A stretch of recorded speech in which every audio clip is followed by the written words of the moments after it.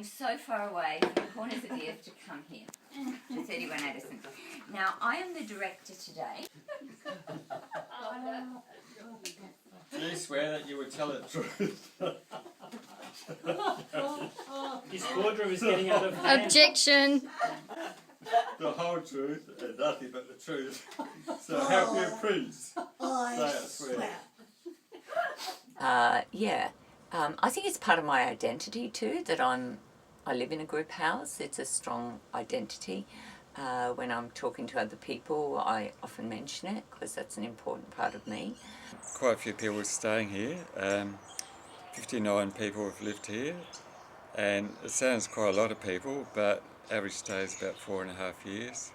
When I first moved here, it was a bit of a challenge for me to completely give up driving. The other thing has been hard is, at first was getting used to is, while I never wanted a car and I hated the fact that I had a car because I always felt like I was polluting. Learning how to shop as well for 6 people and on a bicycle or on the public transport is something else I've got to get used to.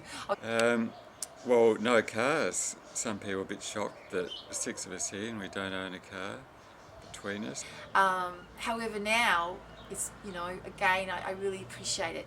The quality of food that I get to eat is wonderful. So even though I might grizzle and moan at the time, doing it when it comes my turn. It doesn't come my turn very often.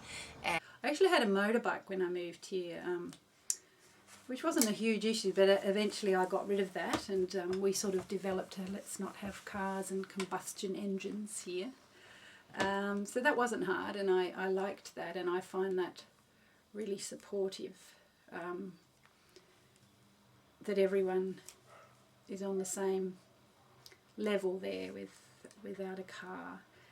So on cold and rainy nights you can share, commiserate, work out solutions together. Well, tell us one thing you like about the house. I think I like the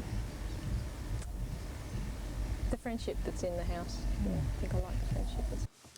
Seli Hoo is a busy, bubbling babble of different people, working out ways to care and share. Ourselves, our place, our planet, to reach that clear and fair situation.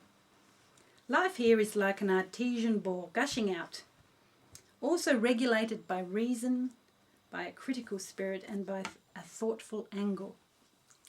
That was my bit of poetry.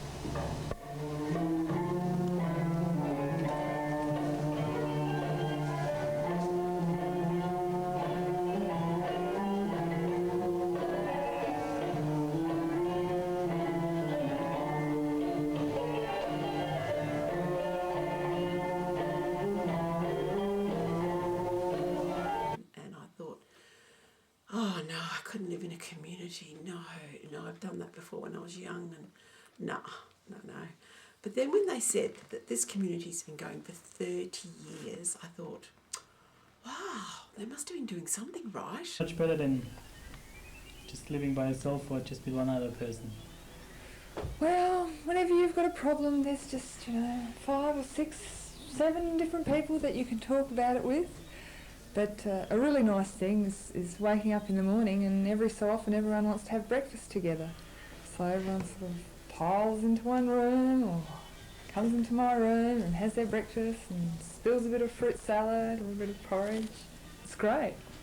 Really good. And what about privacy? Have you got enough privacy? Oh, no, I have no privacy in this house, but that's all right because I'm not a very private person. Well,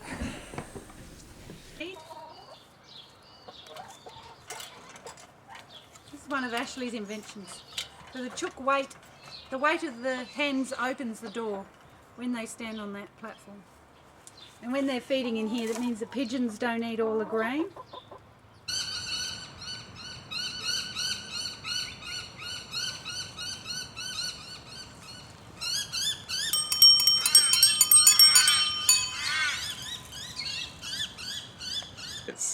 We've actually got chickens here, and they're pretty good pets.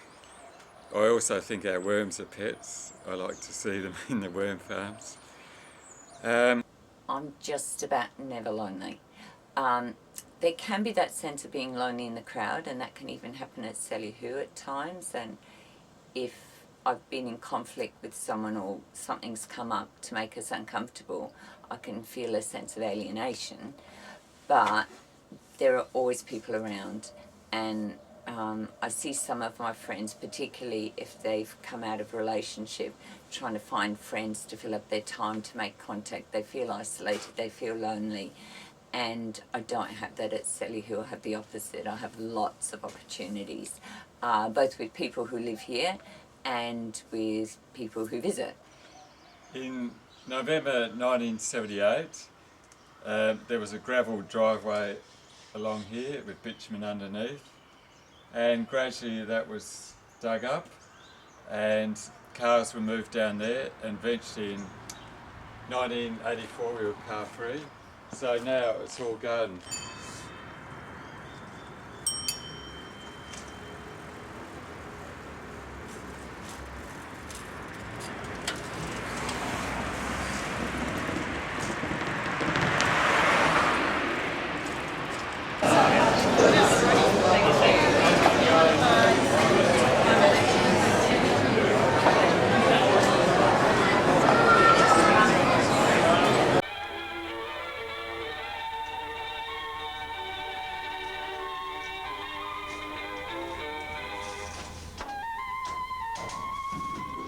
All I needed was the love you gave. All I needed for another day. And all I ever knew. Only you.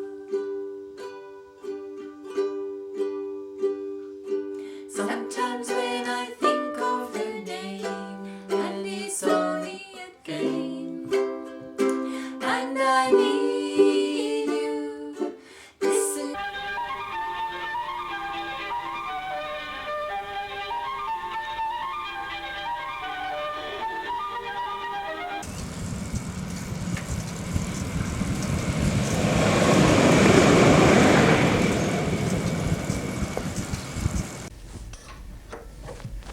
Oh, well, this is the workshop.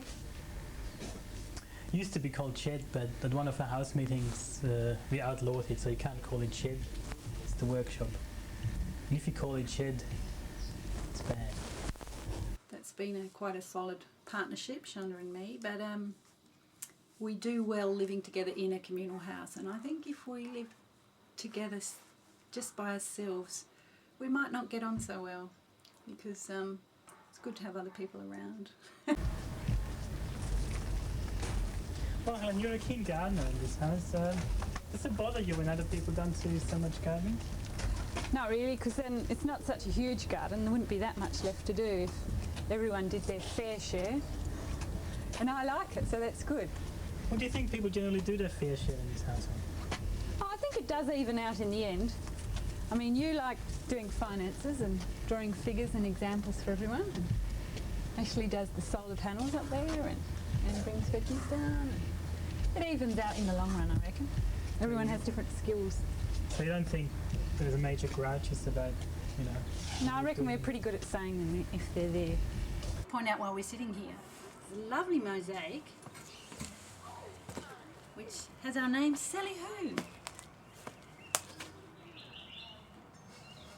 So, Helen, you, me, and who else? Steve, Jenny, Who else?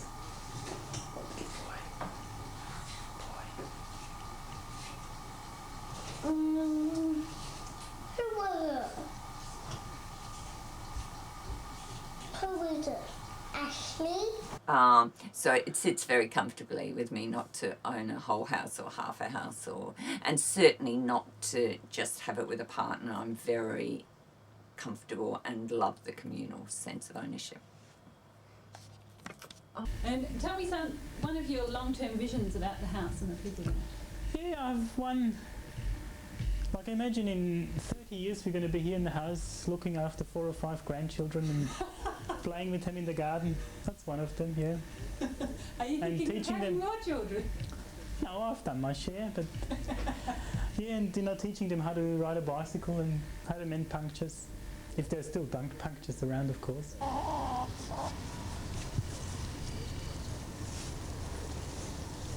Past the little orange tree.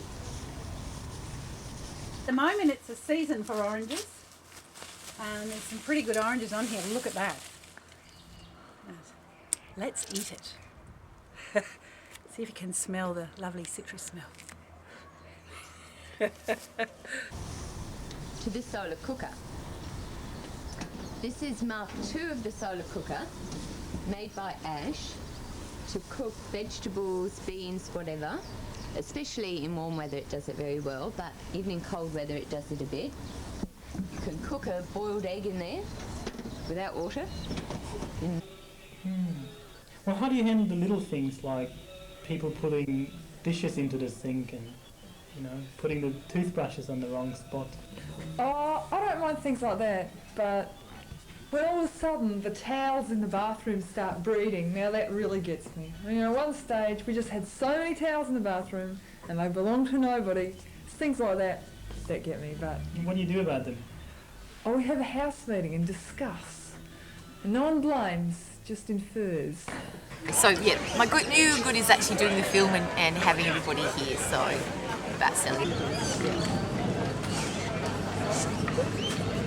But really, if we're going to do it and trial it, it needs to happen this winter. So then moving into this house, thinking you're too ideologically sound. What do you think about that? Perhaps I am for that. Who's left? Helen, what's Helen doing with you?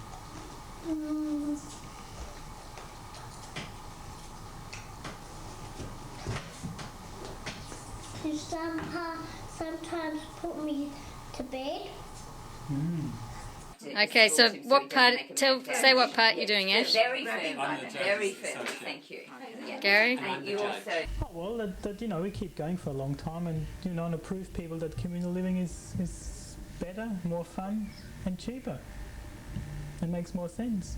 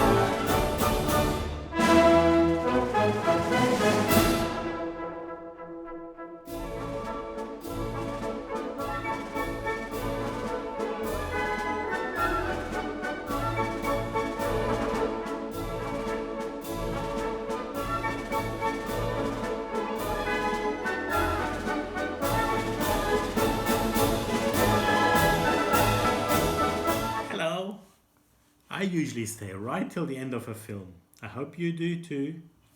Bye bye.